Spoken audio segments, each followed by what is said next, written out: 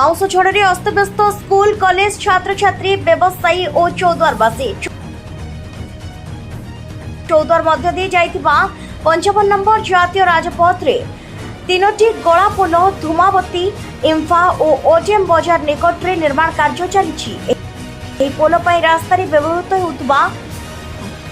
Pounce पहाड़ परी गदा करी रखुछि ठेका संस्था। पवन द्वारा यही पाउंस गुड़िक प्रबल मात्रा में उड़ी दुई पार्श्व सर्विस रोड रे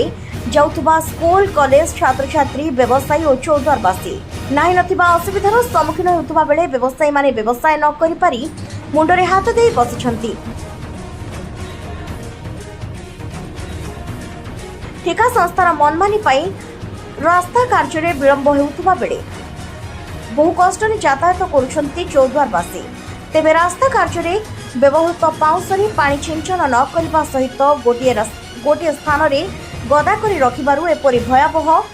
परिस्थिति सृष्टि होछि जहा द्वारा छोट बड़ दुर्घटना मान घटुछि। एही समस्यार खूब शीघ्र समाधान पई दाबी रखिछंती साधारण जनता। मो ना भीमसेन विश्वाल मु हूँ चौद्वार म्युनिसिपालिटी बासिंदा।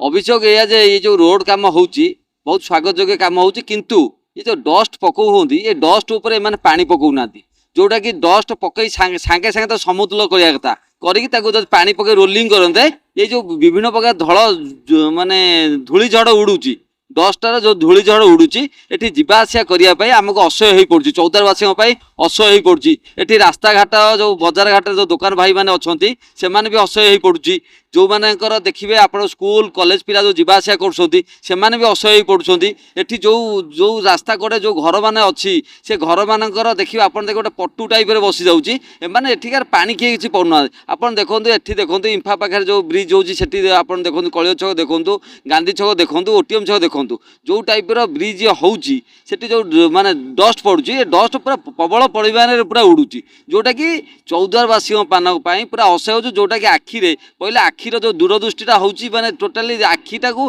पूरा इनडायरेक्ट भाव आम नष्ट कर ये जो धूली आपण देखिए ये जो माने गोटे ट्रक गला जो टाइप धूली झड़ उड़ी आपण आम घर भीतर प्रवेश कला घर भितर टोटाली गोटे माने पादरे बेला पूरा मोटा रस बसी जाऊँगी आउ लोक ये असह्य हो गले पूरा व्यवसायी माने भी व्यवसाय करि पारु नांती ये धूली झड़ द्वारा पूरा लोक मैंने अतिष्ठ हो गले से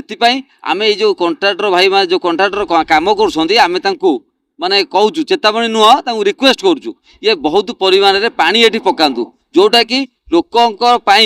जो लोकों किसी क्षति न हो जो जो माने श्वास रोग भी पिला लोकंर बाहरी गला जो वयस्क लोक मैंने अच्छा श्वास रोग बाहरी गला से सरकार को आम अनुरोध करुँ बर्तमान जो सरकार अच्छा आम अनुरोध करुँ आकु दृष्टि दिंतु आपर केमी पानी पकई केमी धूली झड़ न उड़िया व्यवस्था करूँ ना आम जो आपर आम आंदोलन व्यवस्था करूँ ना आम जो जहाँ कंप्लेन दवा कथा आम चिट्ठी मध्यम हो कंप्लेन दे जनइबू।